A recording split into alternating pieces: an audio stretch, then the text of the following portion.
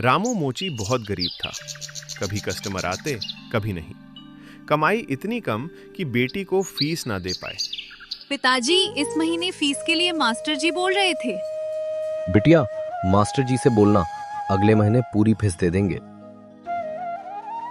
एक दिन शाम को एक बुजुर्ग आदमी बहुत पुराना फटा हुआ जूता लाता है। रामू, ये जूता मेरे पिता का है, इसे ठीक कर दो, पैसे बाद में दे दूंगा। रामू थोड़ा परेशान होता है, पर वो काम ले लेता है। रामू ने जूता तो ले लिया, पर उसके मन ने कभी नहीं सोचा था कि ये जूता उसकी किस्मत बदल देगा। रात में मोची जब जूता सिल रहा होता है, अचानक जूता चमकने लगता है। मेज पर हल्की नीली रोशनी फैल अरे जाती ये क्या?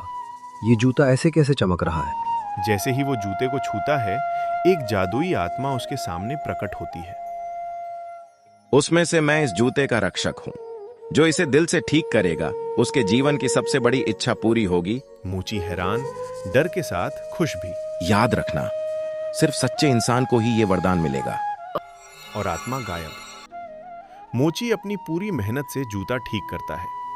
मोची कई घंटों तक पूरी ईमानदारी से ध्यान लगाकर जैसे अपने पिता के जूते ठीक करे, वैसे उस जूते को सिलता है। उसकी उंगलियों में छाले पड़ गए, पर उसने काम नहीं छोड़ा, क्योंकि ईमानदारी उसके खून में थी। अचानक जूता फिर चमकता है। घर में तेज रोशनी। रामू, बताओ, तुम्हारी सबसे बड़ी इच्छा क्या है? मेरी बेटी डॉक्टर बनना चाहती है, उसे अच्छी पढ़ाई मिले, बस यही इच्छा है। रामू, अब अपने लिए कुछ मांगना चाहते हो तो मांग लो। नहीं नहीं, मुझे और कुछ नहीं चाहिए। मेरे लिए मेरी बेटी ही दुनिया की सबसे बड़ी दौलत है। गलत है, बस उसकी ये इच्छा पूरा हो जाए। तुम्हारी इच्छा पूरी होगी, क्योंकि तुमने लालच नहीं चुना, बल्कि अपने बेटी का भविष्य। रामू, अरे ओ रामू। हाँ, आया। अरे आप? हाँ, मैं रामू।